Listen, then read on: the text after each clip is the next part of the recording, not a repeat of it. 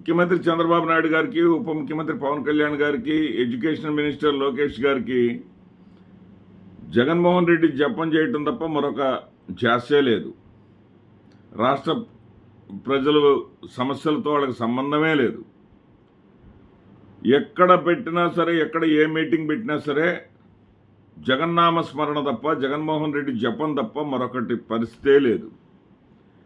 సరే, మరి వాళ్ళలా ఉంటే వాళ్ళ కోసం పనిచేసేటటువంటి మీడియా ఎలా ఉంటుందండి?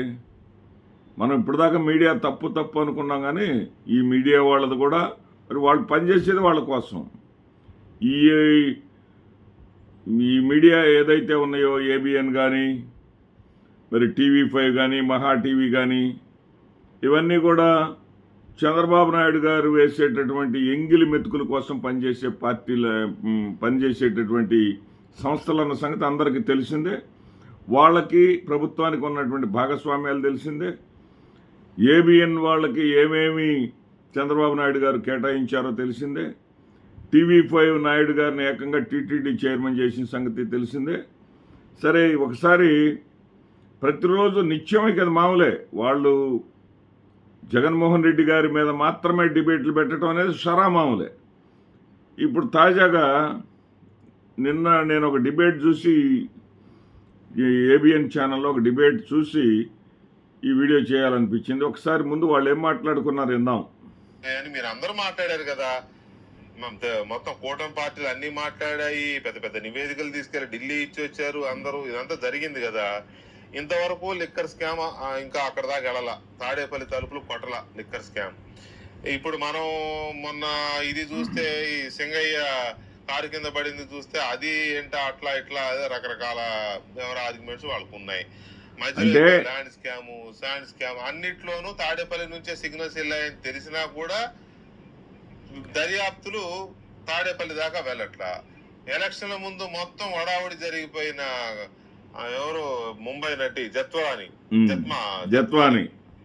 ఆ కేసు ఎక్కడికి పోలేదు. చూస్తుంటే జగన్మోహన్ రెడ్డి విషయంలో జగన్మోహన్ రెడ్డిని అరెస్ట్ చేయాలని చెప్పేసి ఈ సింగయ్య హత్యను తీసుకొచ్చాం, మీరు చేయట్లా. ఓకే, ఇది ఆయన ఎవరితో మాట్లాడుతున్నారో తెలుసా? ఉపసభాపతిగా బాధ్యతలు నిర్వహిస్తున్నటువంటి త్రిబుల్-ఆర్ తోటి మాట్లాడుతున్నారు. అంటే త్రిబుల్-ఆర్ కూడా ప్రజల గురించి పట్టించుకోవాల్సినటువంటి పని లేదు, ప్రజల కోసం పనిచేయాల్సినటువంటి అవసరం లేదు. అతను కూడా జగన్మోహన్ రెడ్డి మీద ద్వేషం కక్కటమే కావాలి.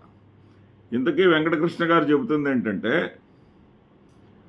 అసలు బాబాయ్ హత్య ఆ కేసుని ఎందుకు స్లో చేశారు?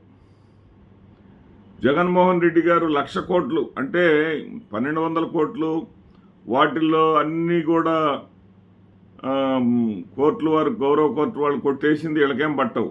కానీ వీళ్ళు మొదట ఏదైతే పట్టుకున్నారో ఆ 1,00,000 కోట్లే. ఆ 1,00,000 కోట్ల కేసు ఏమైంది? పాపం సునీత, రాజశేఖర్లు ఆ విధంగా కష్టపడుతున్నారు కదా, మీరు అధికారంలోకి వచ్చి సంవత్సరం అయింది కదా, ఇంకా ఆ బాబాయ్ హత్య కేసును ఏం చేశారు? ఎందుకు జగన్మోహన్ రెడ్డిని అరెస్ట్ చేయరు? ఎందుకు జగన్మోహన్ రెడ్డిని ఇంకా ఎందుకు బయట తిరగనిస్తున్నారు? ఇవి వెంకటకృష్ణ ప్రశ్నలు. ఇవండి వెంకటకృష్ణ ప్రశ్నలు. దానికి తాపీగా సమాధానం చెప్తాడు ఈయన. ఏం చెప్తాడు? రఘురామకృష్ణరాజు గారు ఈయనేమంటాడంటే, మీరు అలా అనబాకండి వెంకటకృష్ణ గారు, నేను కొంచెం డిఫర్ అవుతున్నాను మీతోటి. మేము విశ్వ ప్రయత్నాలు చేస్తూ ఉన్నాం, కానీ జగన్మోహన్ రెడ్డి గారు ఆయన ఏ తప్పు చేయలేదో ఏమో మరి దొరకట్లేదు. మేము విశ్వ ప్రయత్నాలు చేస్తూ ఉంటున్నాం. తాడేపల్లి తలుపు తాకలేదు అనే మాట మీరు అనబాకండి. తాడేపల్లి లోపల ఉండేటటువంటి ఓఎస్డి కృష్ణమోహన్ రెడ్డి గారిని అరెస్ట్ చేయించలేదా? జగన్మోహన్ రెడ్డి గారి కోసం ఉన్నటువంటి ఐఏఎస్ ధనుంజయ రెడ్డిని మేము అరెస్ట్ చేయించలేదా?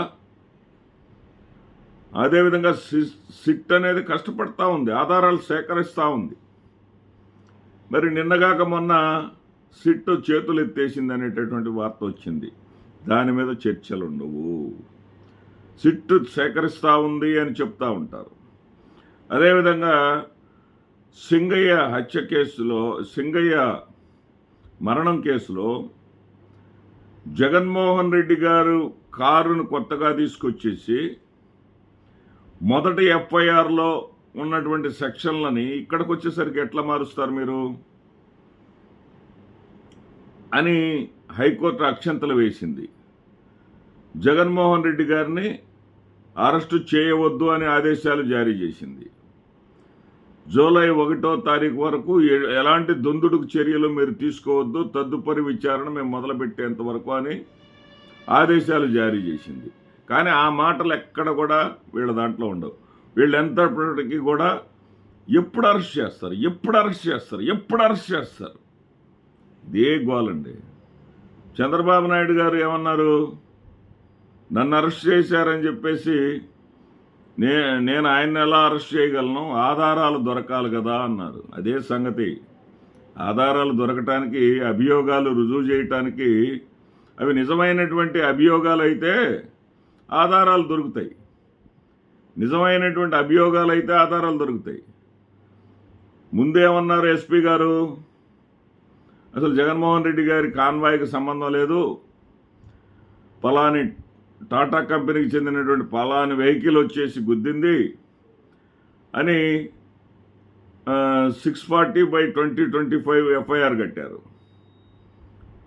కాదు ఇప్పుడు మళ్ళీ కొత్తగా సమాచారం వచ్చిందని చెప్పేసి దాంట్లోనేమో 106 యాక్ట్ పెట్టారు.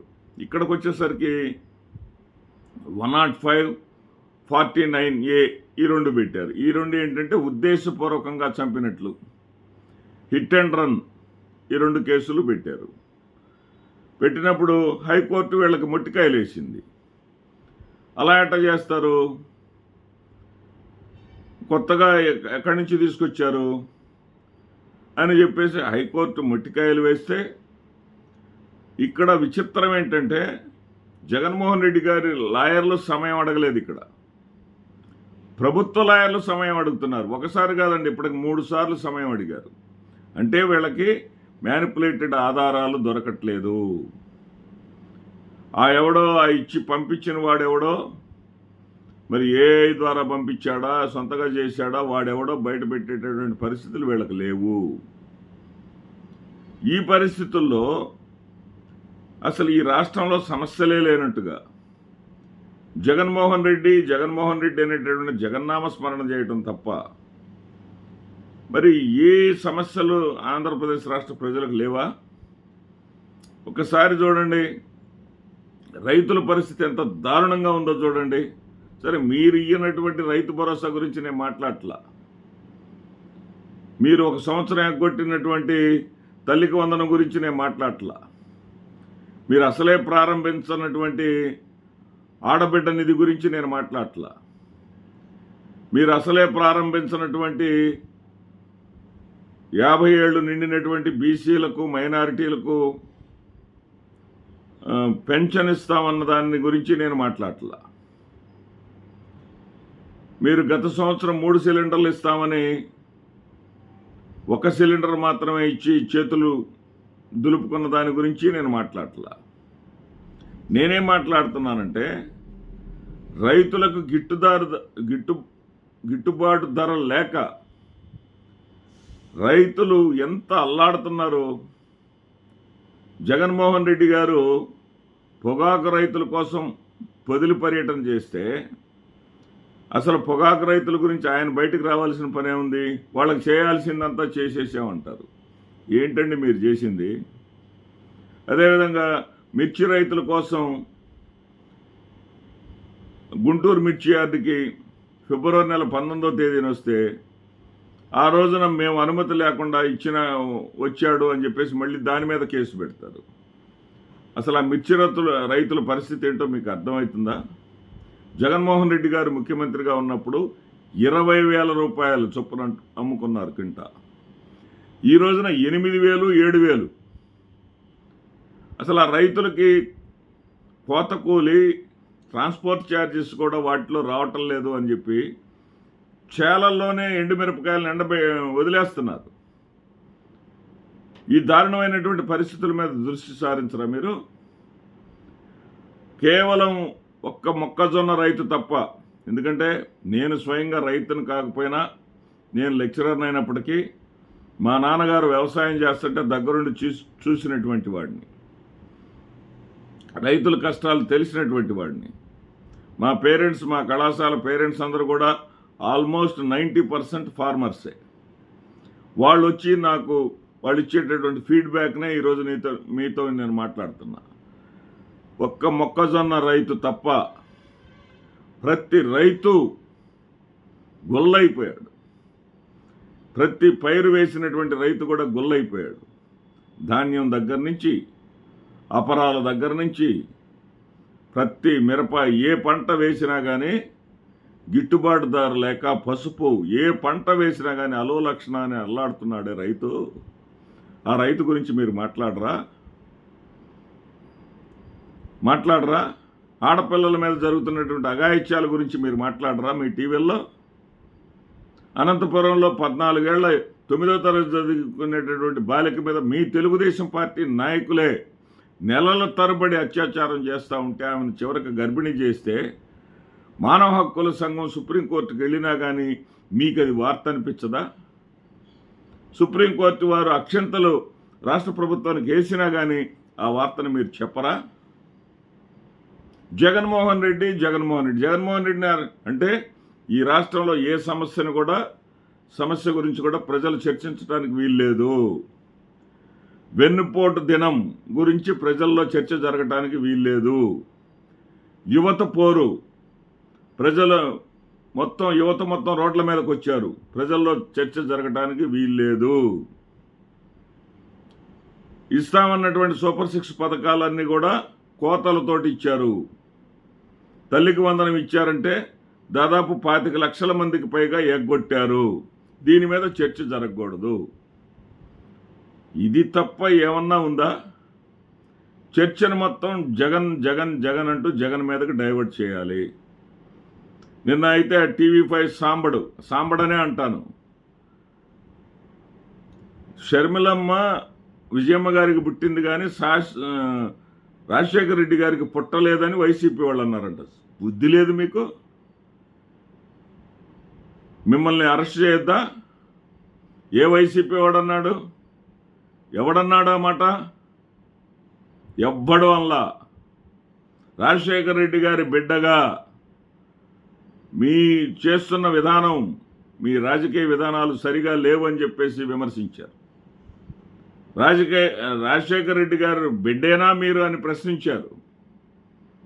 రాజశేఖర రెడ్డి గారు బిడ్డ అయితే ఇంతటి దిగజారుడు రాజకీయాలు మీరు చేయరు. చంద్రబాబు నాయుడు గారి ప్రయోజనాల కమిటీ అధ్యక్షురాలుగా మీరు ఉండరు అని చెప్పేసి ప్రశ్నించారు. దాని గురించి మాట్లాడేటువంటి దమ్ము లేకుండా దానిని పెడార్థాలు తీసి రాజశేఖర రెడ్డి గారికి పుట్టలేదు అని వైసీపీ వాళ్ళు అన్నారని ప్రజల్ని రెచ్చగొట్టేటటువంటి ప్రయత్నం దౌర్భాగ్యపు జర్నలిజం.